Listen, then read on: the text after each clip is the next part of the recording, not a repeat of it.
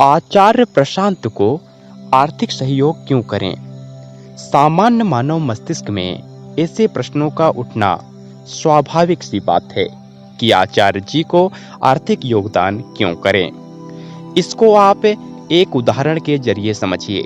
जैसे एक कमरे के घंघोर अंधेरे को हटाने के लिए बाजार से मोमबत्ती खरीदकर लाकर उस कमरे में जलाना होता है। बिना इसके वहां उजाला संभव नहीं हो सकता। प्रकाश के लिए कुछ ना कुछ इंतजाम करना ही होता है और इसके लिए कुछ आर्थिक व्यय करने पड़ते हैं। ठीक इसी प्रकार व्यक्ति के जीवन से अज्ञान रूपी अंधकार को हरने के लिए ज्ञान रूपी ज्योति पुंज की अति आवश्यकता होती है। बिना इसके ज्ञान का आलोक नहीं हो सकता।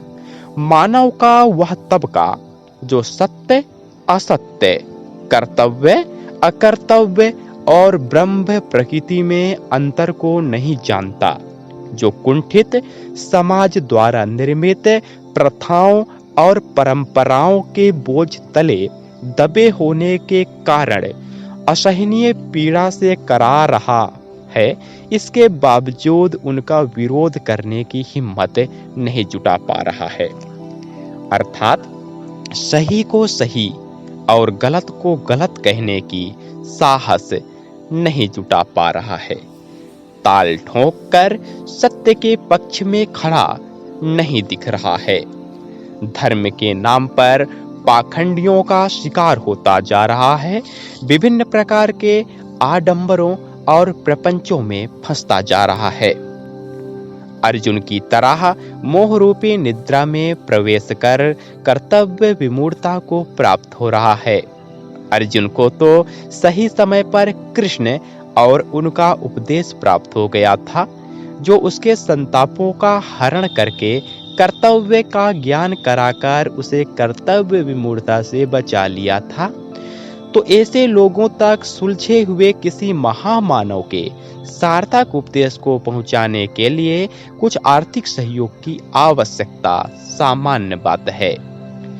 अतीत में आचार्य जी की ही तरह एक महामानव ने देश विदेश के कोने कोने में जाकर वेदांत के एक ज्ञान रूपी दिव्य प्रकाश को फैलाने के लिए वचनबद्ध हुआ। इसके लिए उन्होंने धर्म सभा करना शुरू किया, जिसमें धर्म से आडंबर के पर्दों को हटाने और धर्म के वास्तविक स्वरूप से लोगों को परिचित कराने का काम किया जाता था।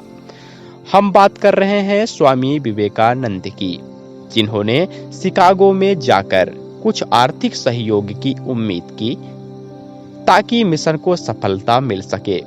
एक ज्ञान रूपी दीपक से अज्ञान रूपी तिमिर को मिटाया जा सके। उन्हें इसके लिए शिकागो, ब्रिटेन या अन्य देशों से आर्थिक सहयोग की उम्मीद इसलिए करनी पड़ी क्योंकि हमारे देश में उनके मदद को लोग तैयार नहीं थे।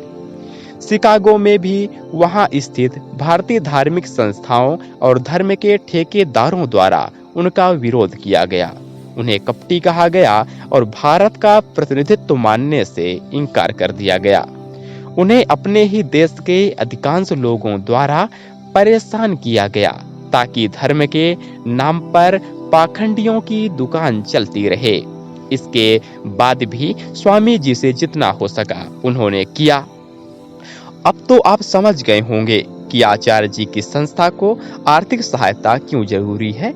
आपकी सहायता से ही आचार्य जी के उपदेशों को छोटे और गरीब तबके तक पहुंचाकर उन्हें भी लाभान्वित किया जा सकता है। जैसे वीडियो, पुस्तकों, सत्रों को कम लागत पर संस्था द्वारा लोगों तक पहुंचाना।